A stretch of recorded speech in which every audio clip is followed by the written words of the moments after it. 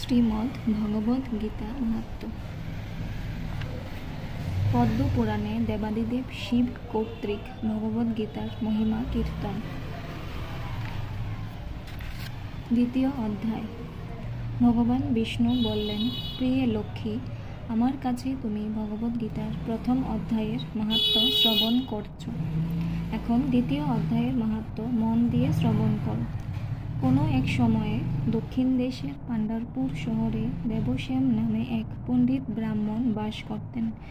তিনি সব রকম হোমকার্য সম্পাদনে সক্ষম ছিলেন। আতিথেয়তার গুরুত্ব তিনি বুঝতেন।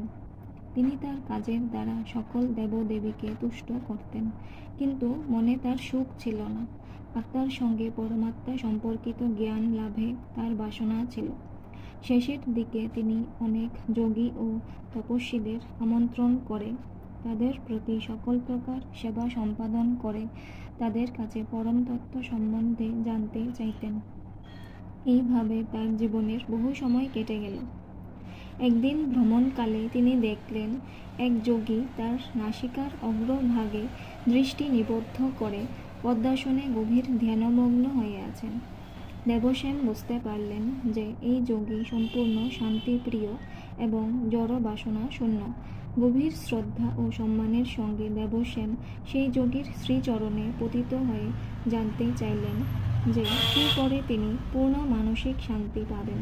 তখন পরম পুরুষ ভগবান শ্রীকৃষ্ণ সম্বন্ধে পূর্ণ জ্ঞানের অধিকারী সেই যোগী দেবশ্যামকে সোপুর গ্রামে গিয়ে ঝাঁক পালক মিত্রভানের সঙ্গে দেখা করে তার কাছ থেকে ভগবত উপলব্ধির নির্দেশ গ্রহণ করতে বললেন। এই কথা শুনে দেবশ্যাম সেই যোগীকে পুনঃ পুনঃ শ্রদ্ধা নিবেদন করে সোপুরের উদ্দেশ্যে রওনা হলেন।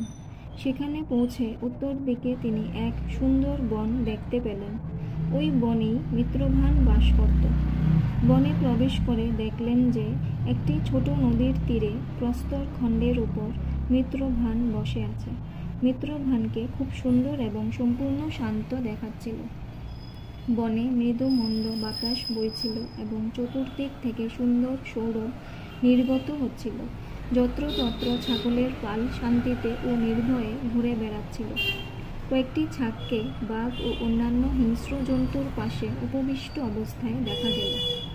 এই দৃশ্য দেখে দেবশ্যামের মন শান্ত হল এবং তিনি শ্রদ্ধার সঙ্গে মিত্রভানের কাছে গিয়ে তার পাশে বসলেন। মিত্রভান গভীর ধ্যানমগ্ন ছিল। কিছুক্ষণ পর দেবশ্যাম তার কাছে জানতে চাইলেন যে কী করে তিনি কৃষ্ণ